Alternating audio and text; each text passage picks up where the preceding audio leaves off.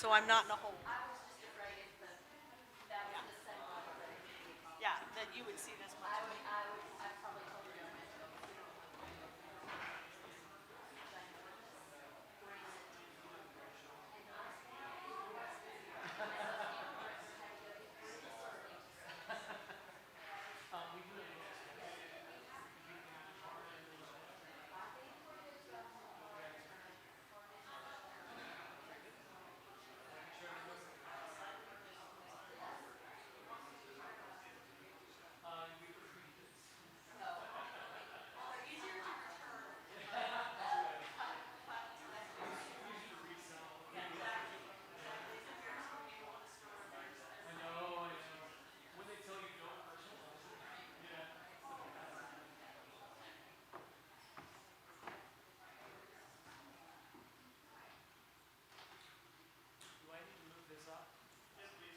Okay.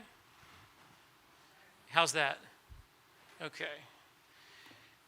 I have never in my life received the immediate respectful silence I just did. So I want to thank you from the bottom of my heart for being unlike my classes whenever I walk in. My name is Martin Dodderwijk. I direct the King Institute for Faith and Culture at King University, formerly Buechner Institute. And many of you, of course, have been around us a long time, and some of you are new faces to me. We're delighted you're here. And very grateful to Emmanuel Episcopal Church for hosting us. Grateful to Jeremy for running sound. And Shauna will show you where the restrooms are if you need them. She'll be at the back to usher you over that direction. So grateful for all the help we've received in this, and as always, grateful for Elizabeth Patrick, who's at the back with the books, and the immensely invaluable work she does to keep everything running. I'm going to give you a couple of announcements about the Institute before I introduce Jennifer. I should say as well, it is a uniquely distinguished King Institute audience here because many of you have spoken for the King Institute. Jennifer has been here before. Indeed, she was here at our founding. Daniel has been a speaker for us before. Who else? I had like three. Both Brandon and Amanda have spoken for us. Aiden, who's not in here at the minute, is going to be our fall student lecturer. Thank you. I'm looking for the face. I know somebody else. Frederica has spoken for us. What an august gathering this is. So I'm very grateful to have you all here. What we have coming up this fall is a really rich schedule. Unfortunately, it begins with a postponement. Artist Bruce Herman, who was to be here on September 25th, who is an old friend and a wonderful, wonderful painter, fell while hiking, and he tore ligaments and tendons and things like that around his shoulder, and his surgery is a week before he was supposed to come speak.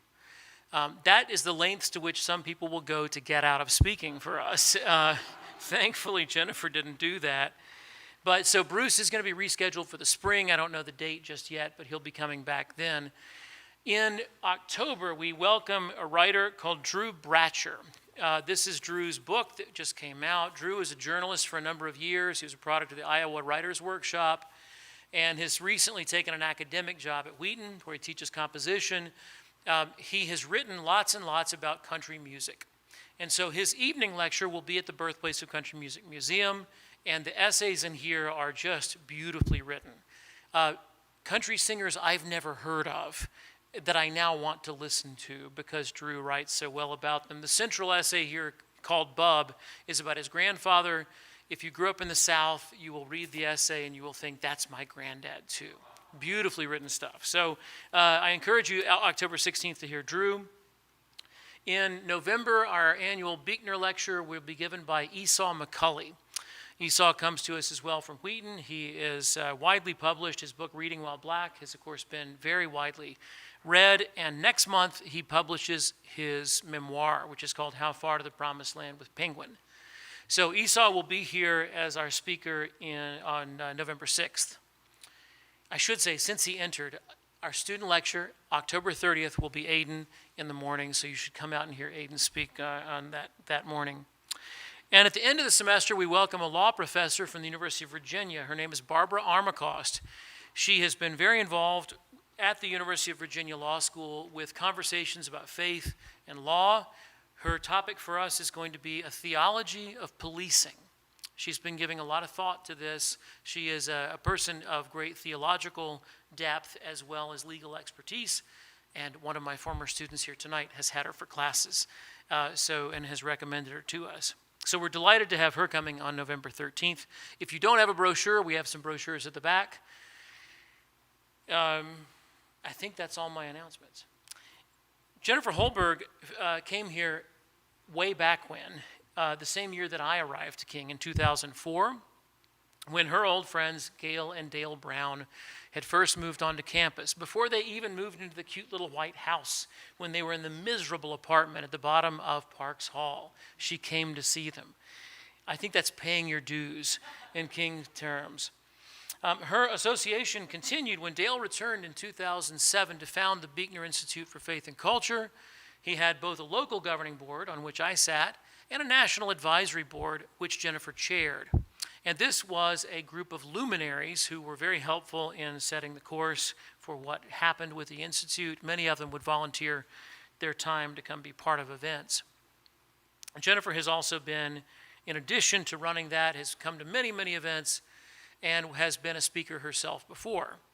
It was a delight to get her back this time in order to be our opening convocation speaker. She grew up around many places as a military brat. She attended New Mexico State University, as I mentioned this morning. As I picked her up from the airport yesterday, I was in my in-laws' 20-year-old Grand Caravan because the air conditioning in my car is not working. And she told me that for years she drove a non-air conditioned car in New Mexico. So as bad as we all feel about the weather yesterday and today, it's nothing compared to what Jennifer has seen before. Following New Mexico State, she went to the University of Washington. If you were there this morning, you saw her in her resplendent purple robes from the University of Washington for a PhD in Victorian literature, and she began a career teaching at Calvin College, now Calvin University. At Calvin, she has both taught and served as department chair, and a great deal of her time now goes to the Festival of Faith and Writing and the center associated with it. I've been to one festival. I went in 2018, and it was a magnificent experience. It's going to be held again, finally, in person next spring, and I strongly recommend it. It's a gathering of people of a variety of faith backgrounds, predominantly Christian, considering questions about writing and creativity and truth and art, and it's a wonderful, rich time, and I can't recommend it highly enough. Under her guidance, along with Jane Zwart, it has gone from strength to strength, and it's quite a model for us in the little tiny thing we do here, to see who she brings in and how they do things. Jennifer this summer published a book which is the result of many years of teaching. It's called Nourishing Narratives, published with InterVarsity Press. She'll talk a little bit more about it tonight. We happen to have copies. You could purchase these copies for yourself, for your friends, for your family. Have a couple to keep in the glove box just in case you need to pass them out to friends. She will be willing at no extra charge to sign these books if you like at the end of tonight's lecture. So it's a beautiful, rich book, and I hope you will take some time to look at it. At the end, we'll have some time for conversation. At the end of the talk, we don't have a little mic for me to carry around, I don't think, so just speak up. But we're glad you're here. Thank you for coming out so much, and please join me in welcoming Jennifer Holberg.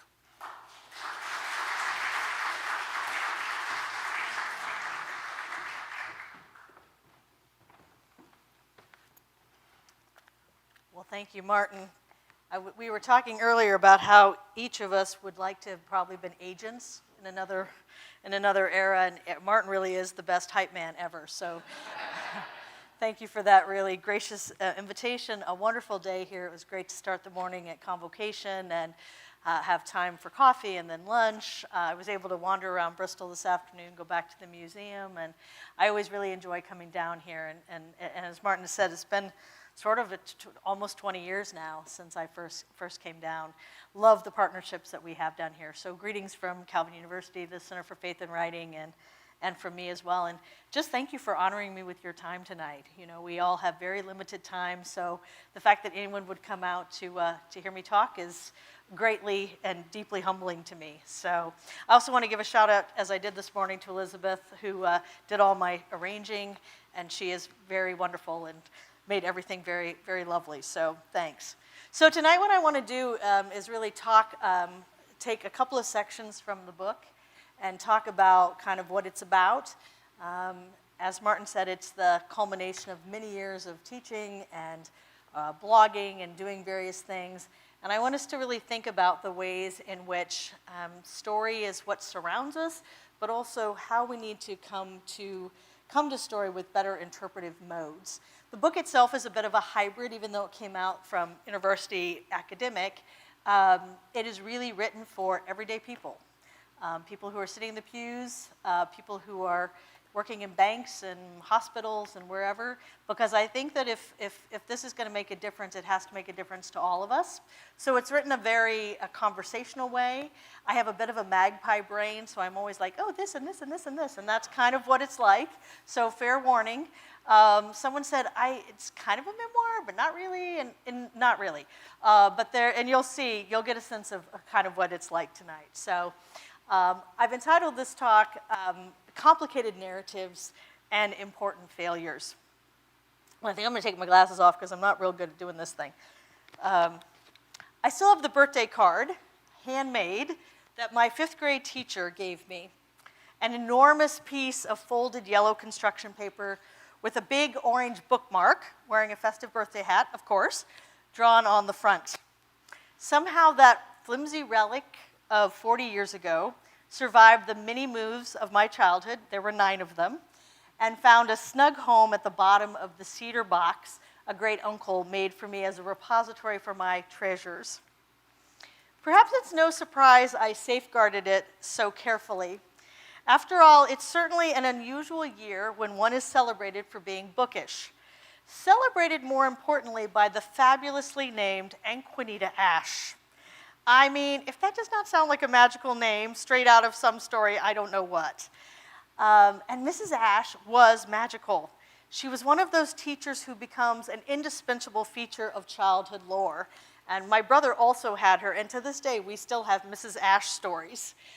Goddess of the 5th grade, she strolled effortlessly through the halls of Carriage Hills Elementary School, cooler than anyone else we knew. And one of the memorable aspects of her class, besides the fact that she made each of us a birthday card on our birthday with a little birthday poem and the whole thing, is how she handled reading. To be sure, she read to us every day after lunch, and we had the usual instruction in reading and spelling and all of that. But the great privilege in her class was to be allowed time in the reading tub, which was an old clawfoot bathtub that she had bought that sat in one corner of our classroom. Its sides were lined with a vibrant red faux fur material whose only other natural habitat appeared to be the dashboards of certain kind of real cool cars. This was the 70s, so you know. You've seen that stuff. The tub itself was filled with seemingly endless pillows of all sizes and varieties, and when we were done with our work, we were encouraged to go and luxuriate with a book in the reading tub. And so reading in our class was really about pleasure and reward. And it was an important lesson to read, according to Mrs. Ash, that it was not a grim chore of mastering subjects and verbs, but a task that you wanted to seek and savor and enjoy. And it was it was a real treat to get to sit in the reading tub, let me tell you. Even at 55 years old, I still remember how awesome that was. Of course, this is a lesson of which, even at 11 years old, I had been a pupil for a long time. For one thing, I had a grandmother who was well known for her devotion to books. Other people may have Proustian memories of the smell of their grandmother's cookies. I, on the other hand, had a grandmother whose house smelled like a lovely secondhand bookshop. Most rooms in her house featured floor-to-ceiling bookcases with volumes overflowing. She had them stacked on the floor. In her basement, each room was filled with canning shelves. And if you know canning shelves, they're double deep, so she had them double double shelved. Many of her books were from the 19th and the 20th century, which is now my own academic specialty. And on my family's visits, I would spend hours looking through her books, discovering all manner of Victorian literature, faraway missionary tales, theological treatises, histories of places and events of which I'd never heard, cookery books. She had a lot of those. She worked for Better Homes and Gardens, and a whole library of other subjects. She had so many books that she kept at least one grocery sack by her front door, where of books she had either read, or when she would go and purchase, she often went to garage sales and just bought the whole box. She would get home and find that she had doubles, or one she didn't want to read. So visitors to her house always spent time before they left going through the sack to take books away. And she would always say as people left, "Oh, have you taken a book or two?" Now, as a beloved grandchild, I was never limited to choosing just from the sack in the front hallway, but I had a full run of her collection. Though my mother, her daughter, always insisted that I ask my grandmother for any book that I wanted. I was, of course, never refused. And so reading not just as pleasure, not as reward, but also reading as love. Indeed, I learned from my Grandma Klein that books could serve as a vital companion on my journey. Her wise and typically wry advice was always have a book in your purse at all times. But it wasn't just my grandmother and Anquinita Ash who taught me the practices of reading. So did a family life characterized by nightly communal Bible reading and by novel reading, always both. Church and Sunday school experiences replete with both tale and interpretation. I was one of those families that we came home and discussed the sermon in some depth. And scads of Bible memorization. Indeed, I would say I had a story-shaped childhood. It is doubtless little wonder that I became an English professor, even if I didn't know it when I was growing up. But no matter what your own childhood, even if you weren't a reader or are not a reader now, I want to argue tonight that we are all profoundly story-shaped people. We live in a world that, for better or for worse, and I do mean that, I think there's positives and negatives, our world most often seems to process these days through narrative, not fact. Think about it this way. From the time we're little kids, we use stories to imagine the possibilities that life will offer us. Consider the stories you have told yourself over the years about what you would like to be or hope to do, what job you would like to have, where you want to travel, what your wedding would look like, how many children or grandchildren you would have. Right now, I would wager that all of you could tell me a story about what you're hoping this next year would bring. And we also know the reverse is true. We can all probably think of examples of people whose lives get stuck because they can't imagine a different narrative possibility for their lives. They can't imagine living out a different storyline. Think about how many times you've heard someone say, particularly after maybe a disappointment or a sudden tragedy or in the midst of a midlife crisis, "That's not what was supposed to happen." Without dismissing the shock or the sadness of those situations, it is telling that such a comment implies the existence of a story that we all narrate to ourselves continuously, and how strongly that narrative expectation shapes our responses to what happens. In other words, there's always a story we are hoping for. And a lot of our lives are figuring out, like, does it match up to what we hoped for, and navigating what that looks like. An example for me is a couple of years ago, now many years ago, probably 2008, if you remember the presidential candidate, John Edwards. His wife, Elizabeth Edwards, was asked by the Detroit Free Press about kind of how she had dealt with his infidelity. And I think her answer is really interesting. She said, "It's an ongoing process of finding your feet again," and this is the key part, "retelling your story to yourself. You thought you were living in one novel, and it turns out you were living in another." I think that's really fascinating. And it's not just telling stories, it's the ones we listen to, the ones we value, it's the ones we engage with and spend time interpreting. Through stories, we come to understand expectations and norms of others around us, whether our families, our communities, our churches, our larger culture in some way. And indeed, stories define those expectations and norms and signal to us whether our lives are successful or not, or at least successful according to whoever is doing the telling. And that's no surprise, those of you who are familiar with literary history, from at least the time of the British Romantics, people like Percy Shelley, we've been, and those guys, the Romantics, right? We've been explicitly told that poets and storytellers, people who control the imagination, are the, quote, unacknowledged legislators of the world. In other words, they're the ones, people who control story, are really more powerful than people who control law. Such a claim wouldn't have surprised Socrates, of course, who saw the power of poets, and unlike Shelley, warned of their pernicious influence way back in ancient Greece. And of course, thinking through narrative is Jesus' primary pedagogical mode. A man goes on a journey, a woman searches for a coin, a son goes astray, a servant makes a bad investment.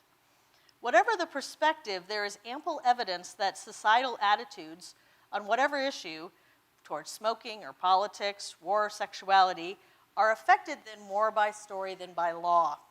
Thus, stories both constrain and encourage us, depending on our own ability to critically interpret and respond to those narratives. And one thing I'll say about this book is there's lots of books in this space that argue, read Shakespeare and become a better person, or 50 Days with the Classics. I'm not actually arguing that. I want us to actually think about what the narratives are, as opposed to necessarily claiming that literature makes us better. Anyway, story then isn't just for bookworms like me. It is for everyone hoping to think more deeply about themselves as fundamentally story-shaped people. People hungry for narratives that are life-giving. People wanting to dismantle stories that are toxic. Now, and this is about what I was just saying a minute ago, I'm not here to tell you what to read, but more to think about how you read and why you read. And I'm not going to claim that reading somehow makes you better, but rather that becoming a better reader, more attuned to narrative assumptions and strategies and expectations, is critical. And for people of faith, for people of the book, I want to consider how the larger story to which we give allegiance, the gospel, interacts with the smaller stories in which we participate.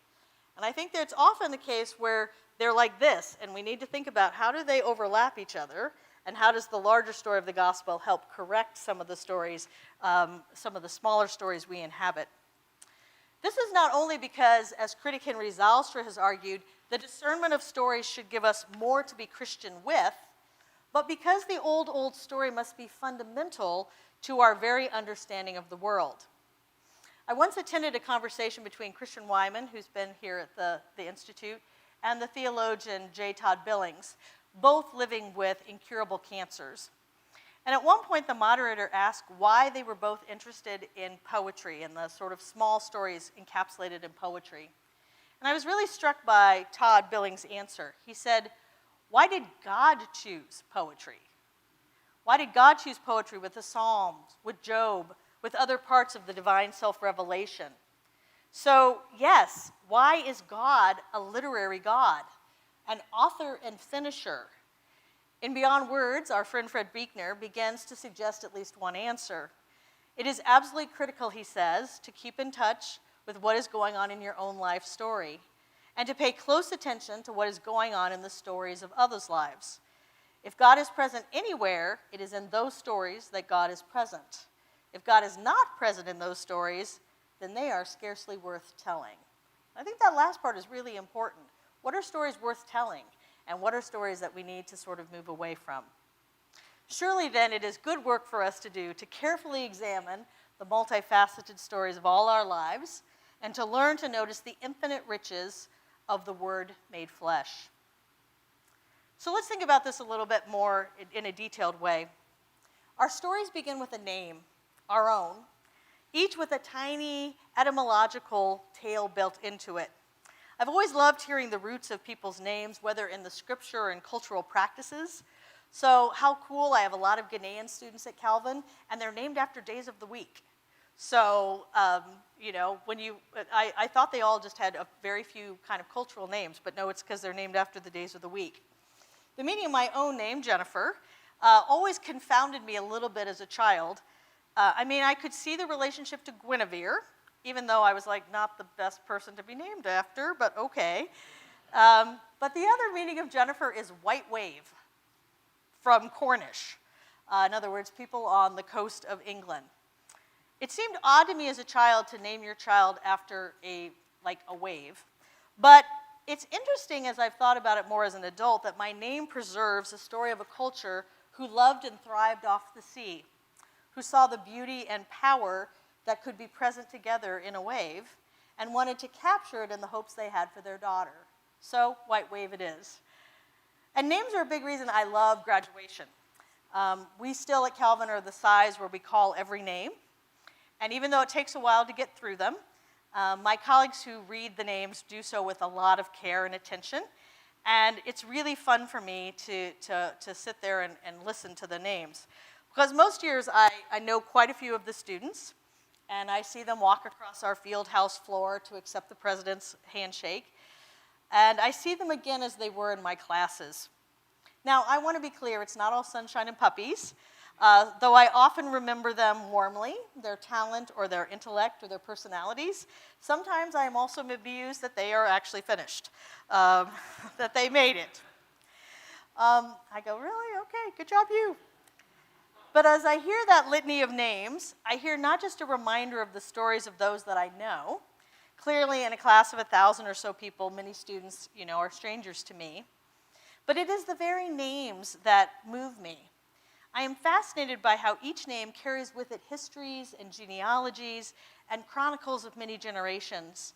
I imagine how each name was a name that parents wondered about and deliberated over, practiced saying fondly to each other, perhaps intending it to something to honor someone that had come before. That great Adamic privilege of naming, of imbuing each other with a hope and a future. Each name, as Walt Whitman famously says, contains multitudes, the community of friends and family and church and teachers, and so many others who surround this student on their journey. And the recognition of that, the understanding of the ways we are part of a much bigger story than ourselves, I think is very moving as we think of someone's name.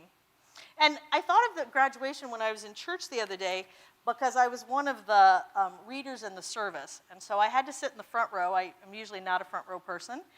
But when it came to communion, we came forward to take a communion by intinction. And I realized I could hear the ministers. And on Communion Sunday, we always wear name tags. And what particularly got my attention was, as people would come forward, I would hear the minister say, Sally, the body of Christ broken for you. Hiroyuki, the body of Christ broken for you. Benjamin, right, over and over. And I heard through this whole period every name in my church. And I don't know, I found it, I got kind of teary. That specificity of our names, every single one of them, precious to God and precious in receiving the sacrament. And I think that's really important. God's story is not a tale of abstraction, but a richly detailed one. The story begins then with our own absolute particularity. In fact, part of God's work as author and finishers is not simply knowing our names, but inscribing each of them in God's own book. The significance of inscription made me think of this woman named Diet Eman, who was a member of the Dutch resistance during World War II. And she moved to Grand Rapids in her older age. And I was lucky enough, some of you may know her book, Things We Couldn't Say. It came out from Erdman's. It's a beautiful book. I highly recommend it. But anyway, for many years I did a project with my 101, my freshman composition students, where our project for the whole semester was collecting the stories of World War II veterans. So as part of that, we would read Diet's story about being in the resistance, and she would always come to one of our classes. And so it was a great privilege to get to host her. She's one of the righteous that are recognized in Israel. On all of her visits, she always brought some things that she had in the concentration camp with her cup, some of her paperwork, and a piece of rope about this long. And I think about that rope actually quite a bit. Diet made the rope in the concentration camp, where one of the prisoners' job was to take long shreds of paper and weave them into these pieces of braided cord. But this one that she had kept was a little bit different. Diet had written down the names and addresses of all the women in prison with her, before she wove them together. So on every little single street, she had the name and the address. And she swore to every person that she was in the concentration camp that if she got out, she would unwind it and go and see all of their families to tell them where they were and how they were doing. Until she was released, she hid the rope, and she was a very cheeky lady. She hid the rope by tying it into her underwear, telling the guards that she needed something to hold it up. And so she wore it as a rope around her waist. But when she got out of the concentration camp, she never undid the rope because she had memorized every single name. She had inscribed them in her own heart. She didn't really have to because the words of Proverbs 3:3, let love and faithfulness never leave you, bind them around your neck, write them on the tablet of your heart. She memorized every name of every woman in prison with her. And after she was released, she did visit all the families and delivered the news of how their daughter or sister was doing. And every time she came to my classroom, Deep brought herself and every single one of those women who suffered with her bound in that fragile cord. And she would pass it around to my students and say, in here are the names of every woman I was in the concentration camp with. I've inscribed them. They're still there. And I just think that's such a powerful image of grace and remembrance. How comforting to think about our own names and the names of all we love and every other name emblazoned on the vast tablet of God's heart. Now, that all sounds nice, wonderfully capacious, but it doesn't always feel like that. Instead, it feels like we are presented with a kind of a limited number of available narratives, or at least narratives that we allow ourselves. I wonder if any of us have ever felt trapped in a story presented to you by your family, or by your church, or by wherever. Do your siblings think you're the favorite child? Did you grow up being the pretty one? Were you the smart one? And how is that both a positive, but also perhaps a constraining thing? But before I lament sort of the impoverished narratives of our culture, I also want us to be careful and think about the available Christian cultural narratives. And here I only am going to talk about a few. But I do think the church tends to send a message that some people's stories are more important than others. Or, if not more important, at least a lot more interesting. And surely more valid in showing God's work in the world. Think about how the Christian genre of testimony has often been presented. The first time I was asked to give my testimony, I was in high school, and I found kind of the whole process of putting it together kind of trying, because I didn't really seem to have much of a story. I was a Christian from a really young age. I grew up in a really strong Christian family that was one of the people that, like, if the doors were open, we were there. And sometimes even when they weren't open, because my parents were volunteering. And I was super hyper-responsible, academically driven. So, no big trauma, no big catastrophes, no big sins. Basically, my narrative was, I am a boring good girl. Yeah, woohoo! So I teased my mother and said, well, perhaps before I am asked to give this in church, I should go out and spice it up a little bit. She did not agree to that. But I was suffering, as I see it with a lot of my students, and maybe some of you feel this too, from boring testimony syndrome, right? My story was fine. No one would have said otherwise to my face. But I think a lot of my students, and me at the time, really didn't think we could compete with the really good narratives. From years of going to church, my sense was that what was valued were sort of two dominant narratives, either the super Christian or the miserable sinner. So for me, the super Christian growing up was Elizabeth Elliot. So when I was 6, I saw the film Through Gates of Splendor, based on her husband and his fellow missionaries who died in the Amazon in the 50s. But of course, it wasn't just about that, because of course she goes back and lives with the people who, killed her husband and all these wonderful things. And in my 1970s and 1980s childhood and young adulthood, she was presented as kind of the epitome of Christian discipline. Never shirking, always faithful, fiercely all in. And it wasn't just Elliot. I come from the era of Christian comics that we were given at Sunday school, and we had stories about missionaries who smuggled Bibles behind the Iron Curtain, very much, this time of our history. child of the Cold War that I was so inspired that in late elementary school, my best friend Jolynn Carter and I would spend endless hours after church planning what we would do on the mission field, how we would customize our cars to be able to smuggle the maximum number of Bibles to the most destitute people groups. So together, these stories set my expectations about what a successful Christian life needed to look like. Heroic, epic, dangerous, certainly nothing ordinary.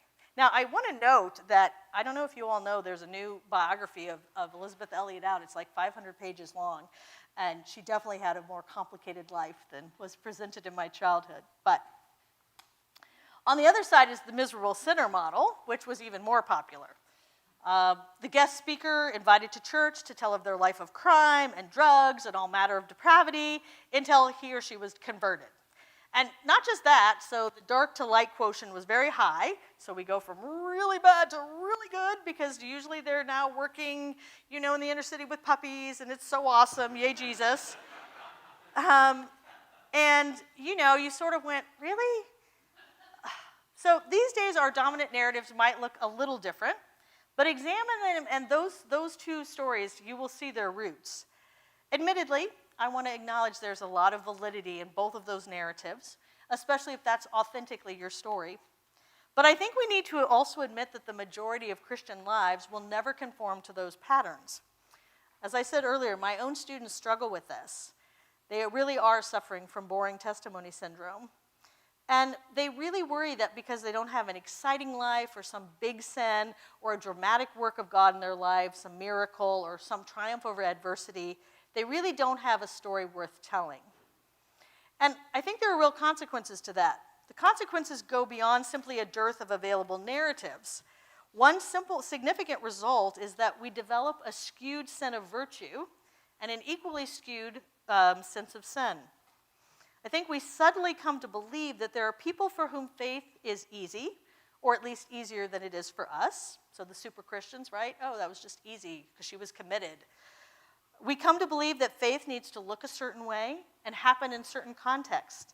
We come to believe that there are people with real sins that need forgiving, the drug dealers, the murderers, whatever the bad thing is that has come, that need forgiving. But our sins are minor in comparison and really not worth talking about. And that's really wrong. Because we also begin to believe, erroneously, that our stories have to have demonstrably, conventionally dramatic plot lines. Otherwise, I think we fear sometimes that there's no proof that God is working dramatically or maybe at all in our lives. The result of these faulty narrative expectations is that we deny that God needs to transform our lives at every moment. Ironically, I think by tending mostly to these two extremes, we reduce God's work and God's power to accomplishing only the big stuff, right? Oh, he was with this lady on the mission field when she'd had this great trauma. Or, oh, that's amazing, this man was a murderer, is now this amazing, pillar of the community. Instead, we urgently need to hear the stories of people who, no matter what their background, are living a faithful life every day. Because I think the challenge of being kind and patient and forbearing and loving and generous and everything else the New Testament calls us to do, loving the Lord our God with our heart, soul, mind, and strength, is very, very difficult, right? I've lived with people in an apartment for 25 years, and let me tell you, I'm not married to anybody, but that's a lot, right? And I think we all know that, how much it takes us to get through every single day. And yes, God is at work in wonderful big ways, but God is also at work in those small ways too. Living into that story may mean that we need to revise the story we thought we were living in, or perhaps thought we needed to live in. So, oh, my story isn't important enough. Yeah, it is.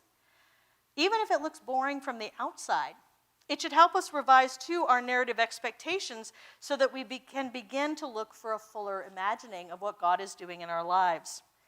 And that starts right where we are. In her beautiful meditation on Psalm 8, Marilyn Robinson puts it this way. So I have spent my life watching, not to see beyond the world, merely to see great mystery, what is plainly before my eyes. And I love this bit. I think the concept of transcendence is based on a misreading of creation. With all respect to heaven, The scene of miracle is here among us. With all respect to heaven, the scene of miracle is here among us. What if we began to imagine every single lives, our own included, as scenes of miracle? How would that transform our sense of ourselves and our sense of God at work in the world? Now, changing our narrative pattern to embrace scenes of miracle doesn't mean that our stories should become triply triumphalistic or triumphalistically positive. Triply naive, I think is what I meant. Can we find better examples? In talking with many of my church-raised students, I've often heard them complain about how they heard the same handful of Bible stories again and again in their childhoods. Mostly the nice stories, or if not exactly nice, in reality, if you actually read the story, presented to them defanged of any problematic content, Noah's Ark being a huge example of this.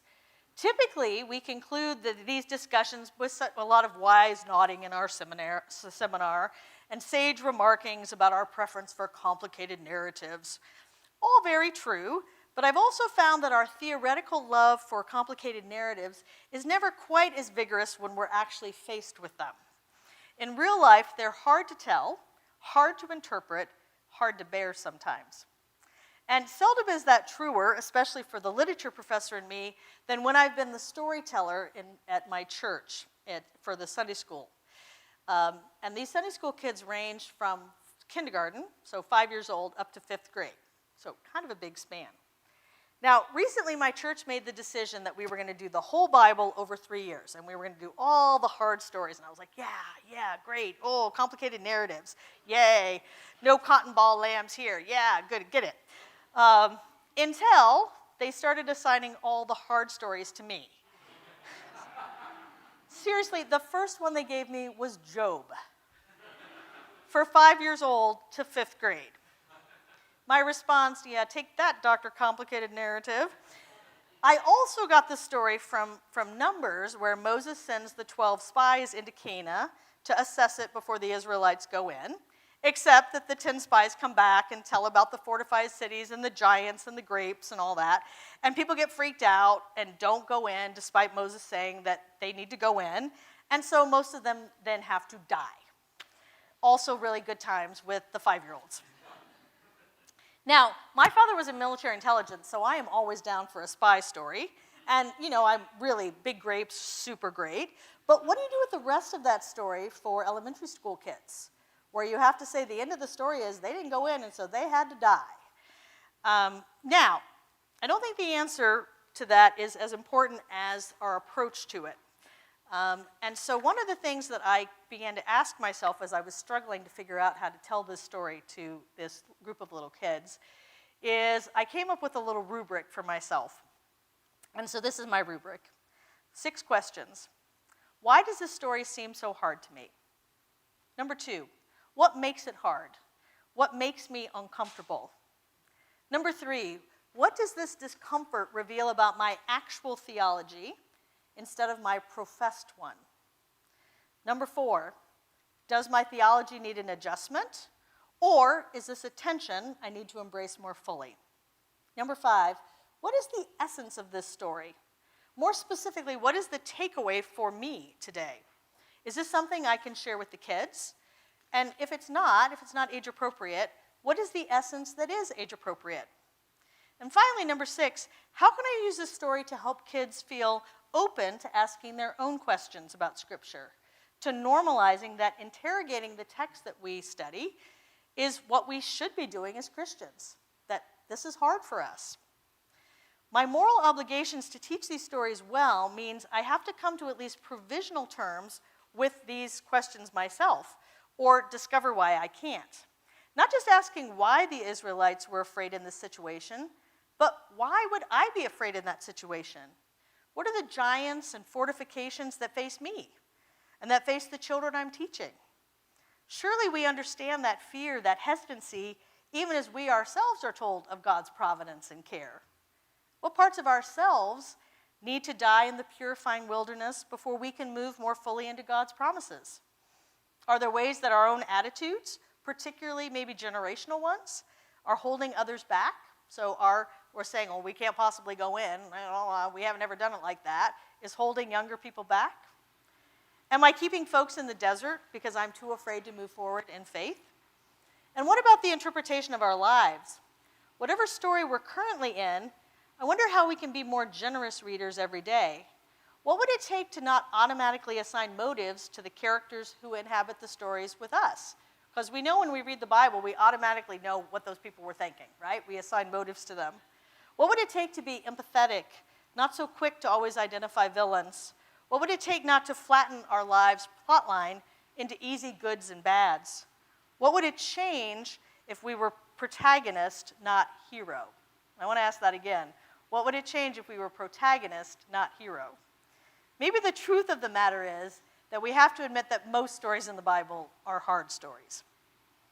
Now, even if they're all hard stories, how can we then be better at working with them? First of all, I want to talk about my probably favorite Bible story, which is the story of Martha. And I want to suggest that we maybe have gotten the story of Martha all wrong. How often is Martha held up as being exactly the wrong kind of person, and really the wrong kind of woman? Too bossy, too taken up with the immediate demands of her day. She's let her job as hostess frazzle her away from the holy. And it's not just Martha, it's the chastisement of most active women. After all, the right kind of Christian woman sits quietly at Jesus' feet as a model that the title of a popular, some of you may know this book from 2000, Having a Mary Heart in a Martha World. Having a Martha heart does not seem to be a possibility. I've been trying to suggest that story might make us more capacious in our understanding of God, and for ourselves by being, I've been trying to suggest, read the sentence correctly, that story might make us more capacious in our accounting for God and for ourselves by being attentive to the constructs and conventions of narrative. What if earlier readings of Martha are limited in part because we haven't recognized the genre in which it partakes? What I mean by genre is the kind of story that can be easily recognized because of shared characteristics. So we all can spot a mystery or a Western or a romance because we've seen the same elements, right? The British country house, the stranger comes to town, the meet cute. What if instead we thought of Martha's account in Luke 10 not as a dismissal of her work, but instead as a story of vocation? That hers is in the same genre as that of Peter being called away from his fishing, or Matthew being called away from his tax collecting. Luke 10 then is about Martha's call to discipleship, the one thing needful. Jesus is not dismissing Martha's labor, but rather he is making the radical claim that it isn't her inherent job or her highest job.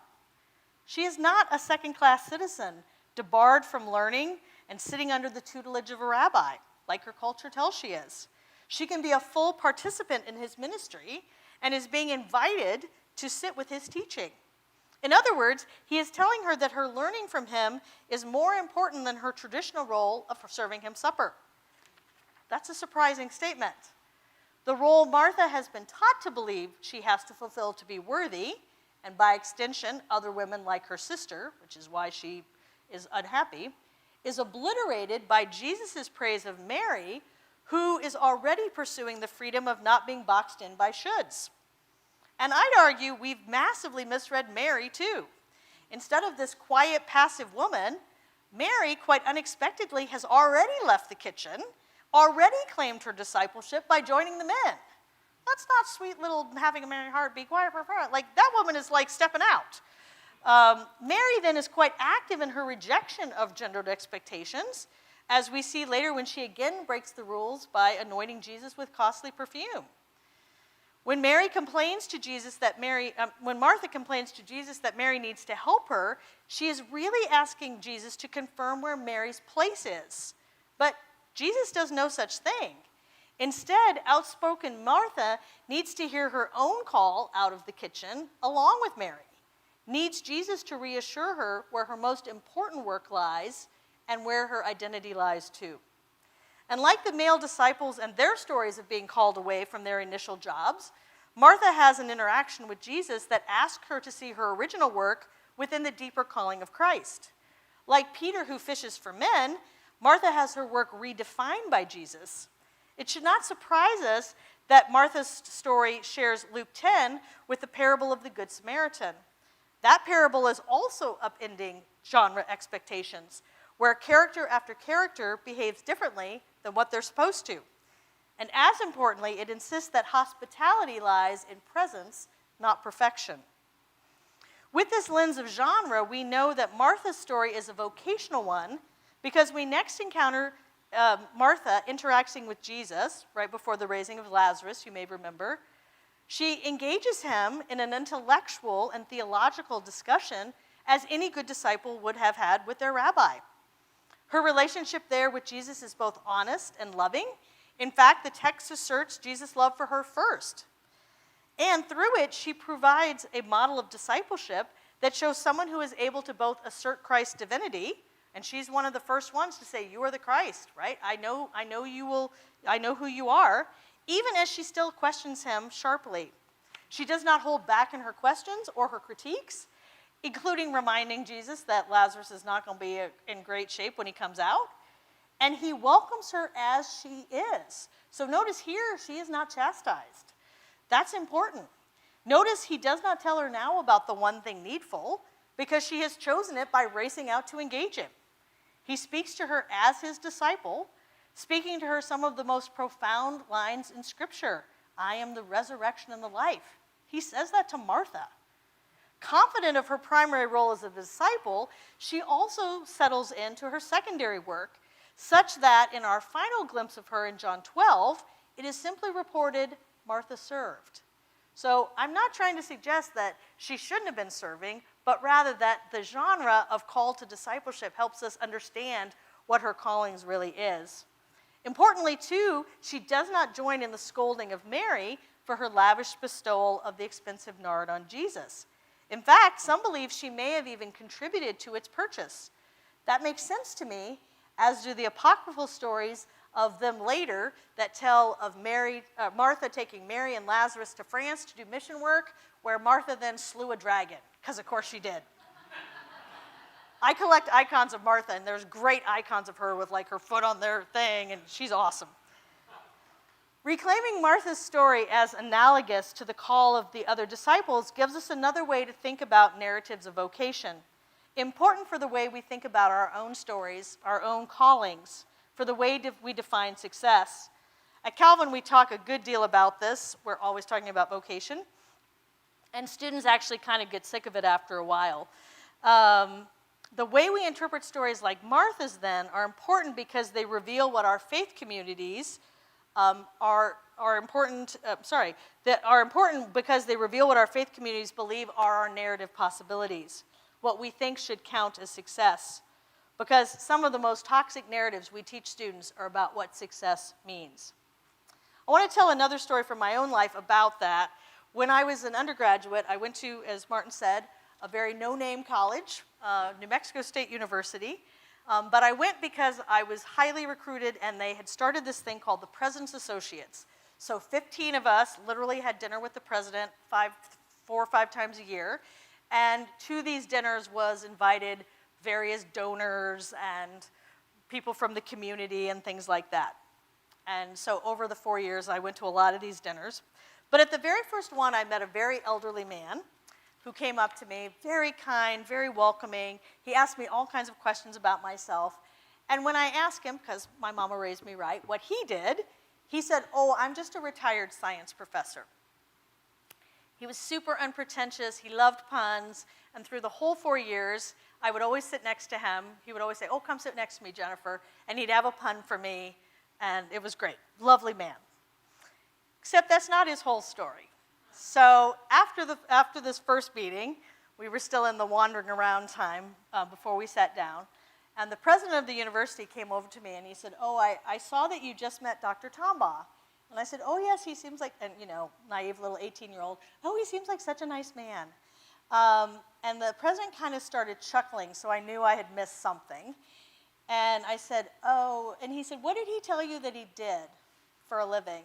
And I said, "Oh, he told me he was a retired science professor." And he said, "Well, yeah, that's true. he was on our science faculty, but he is also the discoverer of Pluto. I was like, oh, yeah, so 8 people have ever discovered a planet and he's the only living one. Great. And he never had mentioned it to me.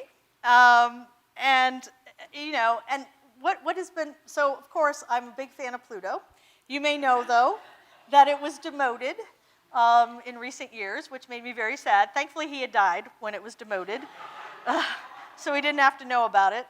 But I thought a lot about that because here he is, this world-famous person. He's discovered a planet, and it's only a dwarf planet.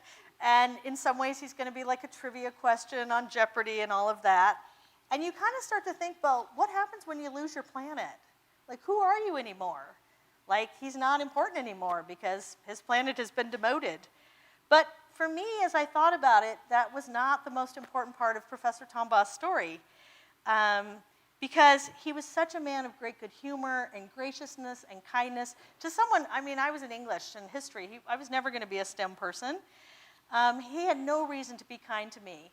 And I think he's a good reminder that the importance of our story doesn't lie in our most significant achievements, but in how we live our lives, in how we are Christ to each other. And I think no less of him because he lost his planets. You know? It happens. Small stories like his, like these kinds of stories, and the book is littered with these, matter because they tell us of the small but vital acts that make so much of daily life possible. One of my favorite writers is George Eliot, and in Middlemarch, the finest novel ever written, she calls these acts seeds of joy. Seeds of joy. We fail, Eliot argues, when we do not see the influence of every possible act of kindness, when we do not cultivate the seeds of joy that are within our power to plant in the lives around us. She talks in the book about how people don't plant them and then they look around and say, oh, why does the garden not grow? And she's like, because you didn't do the work. So what seeds of joy is your story planting? How then do we also continue to live into our lives as witnesses in talking about those seeds of joy? One way, of course, is to listen and retell the stories of those in our great cloud of witnesses, but it can't just be a remembrance of things past. If we truly believe that the power of the resurrection is the power to transform lives, we need to give voice to God's work in our lives today. We do that in part by witnessing, our witnessing job by beholding and celebrating Christ in the lives of those around us. We often seem to forget that our great privilege as the church is seeing the work of God in each other and helping to assist with that work by noticing and encouraging it. It's why when Martin was talking earlier, we were talking about this earlier, it's so wonderful when we can talk about other people. And I do think that's part of it, is not just telling our story, but telling other people's stories, encouraging people to tell them. And noticing is the key. Fundamentally, those habits are a way to combat T.S. Eliot's diagnosis in the Four Quartets that we are people who are distracted from distraction by distraction. In an age dominated by social media, that's a convicting description for me as well. Of course, Eliot's verdict is nothing new. In the Institutes, John Calvin, and I always joke because I'm a Calvin prof, we are contractually obligated to quote him. But I love this quote from the Institutes. And since the glory of God's power and wisdom shines most brightly above, heaven is often called his palace. Yet, wherever you cast your eyes, there is no spot in the universe wherein you cannot discern at least some sparks of his glory. You cannot in one glance survey this most vast and beautiful system of the universe in its wide expanse without being completely overwhelmed by the boundless force of its brightness. And yet, even as there are all these sparks of glory, Calvin concludes, certainly, however much the glory of God shines forth, scarcely one person in 100 is a true spectator of it. Geneva in the 1500s, London in the 1940s, distracted from distraction, Grand Rapids, Bristol in 2023, our condition is the same. Very few are attending to these sparks of glory. But I want to go beyond that. That's very Mary Oliver, right? Look around, testify, tell about it, right? Pay attention. But I think that we need to pay attention for a purpose. And a purpose I foreground for all of my literature classes as we begin every semester. So I want to close with this story. So I'm about to begin, we're going to start class on Monday, and every single semester, if I teach a literature course, I start by saying to my students, why do people hate literature? Why have you not liked it? And we talk about things like, it's pretentious. It's, I don't ever know quite what to make of it. When the flower blooms, is it a flower blooming? Or is it Jesus? Or is it sexy time? Or I don't know. My response is always, if it's a really great poem, it's all three. It's always, it's probably all of them.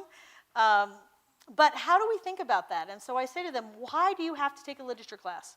Why does Calvin University think this is so important for you as a potential engineer or a nurse to come and take this class with me? And so this is what we do. So I start the class by putting up an image on the screen. And I ask the students to see what stands out to them. And in the painting, and some of you may start to realize the painting as I describe it because it's a very famous painting, there's a man in a bright red shirt. And he and his horse are plowing a field. And he's just like going along. In the middle section, there's a guy tending sheep. And along the shore, there's a guy crouched down on the shoreline, kind of looking in the water, and there's a ship going by right near him. In the background, there's mountains and a city. And all in all, there's like lots of human activity going on. Everyone is absorbed in their brightly colored business of life. With so much going on, and so I always say to them, what do you see first, what do you see second? It's very important to miss the most important detail of the painting. But if you look very carefully in the bottom corner, you start to notice that there are two legs popping up out of the sea. And for a long time, they're sort of like, what is that? And what is that? Right? Two legs, upended. And you kind of go, well, wait, what? And that's when I tell them that the painting is by Peter Bruegel the Elder, and it's called The Fall of Icarus. Now, we remind ourselves of the story of Icarus, which you may remember. So Icarus and his father, Daedalus, are imprisoned. Daedalus is this wonderful inventor, and he makes these wings out of wax and feathers and various things. And in the way of all fathers to teenage boys, say, okay, we're going to fly like this. Don't go too high, because your wings will melt. Don't fly too low, because you'll fall into the sea. And Icarus is so he's warned, but of course, in the way of 18-year-old boys everywhere, it's like, I'm flying, and he flies too close to the sun, his wings melt, and then we see in this painting, sort of fast forward him falling through the sky, and his legs now, he's drowning in the ocean. Now, in Bruegel's representation, Icarus's fall has just happened, like moments before, which makes it all the more remarkable that what the people that we started looking at, what they're doing. It doesn't seem to have made an impact on a single one of them. None of them seems to have noticed that this guy has just fallen out of the sky. And we assume he probably was like, right, that it wasn't quiet. Or worse, if they do notice, they're not acting on it. They literally are not turning their heads or lifting their heads. Only a second before, a person has fallen out of the sky, flailing, yelling. He hits the water with a sound too, and yet not a single head is turned. Now, the poet W.H. Auden, who was a 20th century poet, noticed this odd response and wrote a poem about it, which you also may know.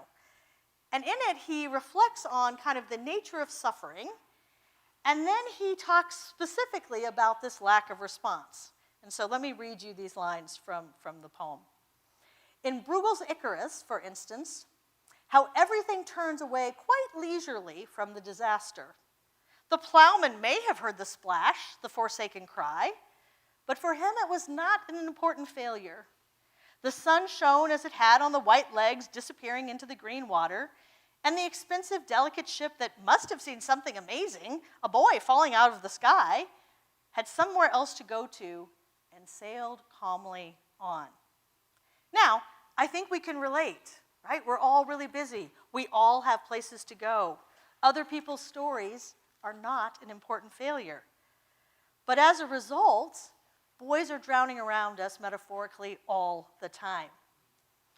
And I open my class with this combination because I want to highlight for students the thesis of the course. Not only does stories show us the great need of the world, the boy drowning, and remind us of our responsibility to pay attention. In other words, if he's 3 feet from you, lift up your head. But that we are here to respond to the world's needs and live out our part in God's story of redemption. And that's why I say noticing isn't enough. So the guy could have turned his head and noticed and turned it back, and that's equally bad to him not turning at all, in my opinion.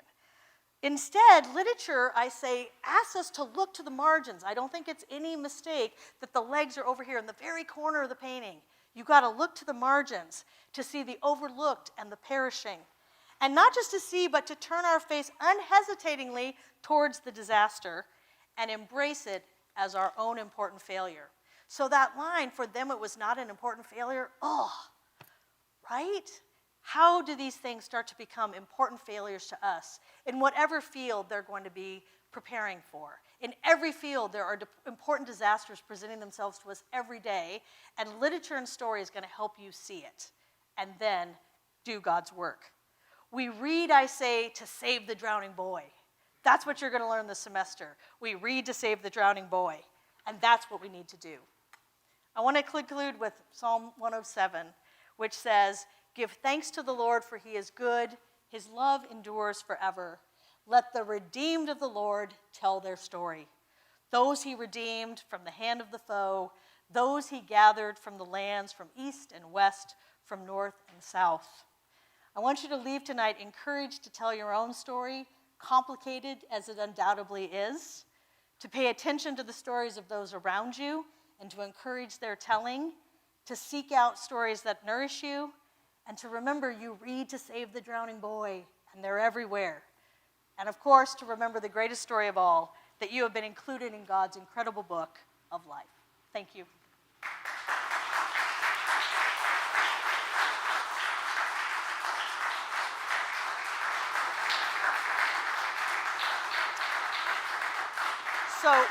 So I think we have time for questions if you want them. If not, we will allow you to flee into the night.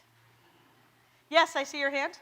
What response do you get from the engineer students and the nursing students? They're into it, you know? Because partly, I think it's important to start with, like, why people hate it. Let's name, like, you may have had experiences with English classes that are super pretentious, super inaccessible, right? Let's name the fact that you didn't feel like you got the magic decoder ring, and that part of what we're going to do is start to do that. But then also that there is a purpose to this. And I think too often in education we aren't as explicit about what we're trying to do beyond maybe learn British literature from 1832 to the contemporary. That's not enough, right? That's fine. You could do that in your own time. So I think faith-based institutions like ours, like King and Calvin, we really have this wonderful ability to say, no, we're here to form your whole person. And I'm here to help you learn to love God with everything. And also, I want you to be bringing those disciplines into our class too. So I want you to tell me how you're going to save the drowning boy in nursing or engineering or business, right? And what does that look like, and what stories do we need to tell to make that happen? So yeah, typically they're really on board. They get pretty charged up. I get very preachy. Either that or they think I'm weird, but that's okay too. Yeah, no, it's a great way to start the semester because I want them to think this matters. And I think too often the humanities don't matter to people anymore, or they've never been told why it matters. And they've been told it matters because it's great literature or something like that, and that's just not compelling enough. So sure, I'll say Jane Austen is amazing, but why? Why would she matter to me? And so I think literature classes have to matter. And so, yeah. Anything else? Okay. Well, way in the back.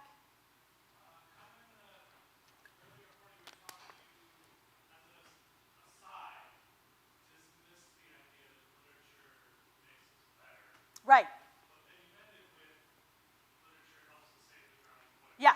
Which is a moral call. I think it makes us, I don't think it itself makes us better. So in other words, there are people who think if you read the right kind of stuff, that will, it's by itself be morally improving. That's sort of what I'm pushing you back against. I do think it can help you be more attentive. I do think it can help you think about interpretive problems. But I think you always have to have that up against a sort of bigger, so I don't think Shakespeare can save you. I think there's too many Nazis who were very beautifully read and beautifully cultured who still made bad moral decisions. So I think literature, and I think sometimes people even get very kind of proud about their learning, which does not lead them to the kind of humility I think they should have. So yes, I think literature can help us see better, interpret better, but I don't think it in itself is salvific. I also make the claim in the book and another place that it's not the Bible. We don't worship the Bible. We worship Jesus. And I did a book group the other week with a number of senior citizens, and that was the one thing they honed right in on is like, but I think that that's true too. We aren't bibliolaters. The Bible is really important, but we worship Jesus, and the text is really secondary. So, yeah, that's a great point, Daniel. I mean, I think that's a tension I'm trying to hold between what it can do in making us more attentive, but also in not sort of saying it ultimately can get you where you need to go. So, yeah, thanks. That's a great question. All right. It looks like you all are ready to go. So thank you again for coming. Really appreciate your attention.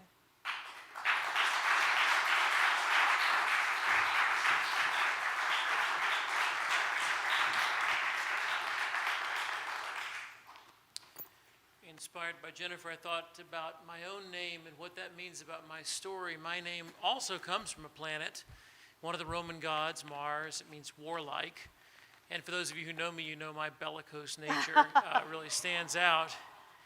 So that's part of my story. And then my surname means in German, soft egg yolk. How that story exactly reveals who I am, I'm not entirely sure. But I do think it qualifies me for inner city puppy ministry, which I am intrigued by and want to explore more. Very grateful to you, Jennifer, and thank you all for being here tonight. I want to remind you that we do have books at the back for sale, and I want to remind you that Drew Bratcher will be here on October 16th. And if you want to linger and speak to Jennifer, that's fine. And if we can move out of here at some point, some of us may relocate to the rooftop of the Bristol Hotel. You're very welcome to join us there. But please join me in thanking once again Jennifer Holberg.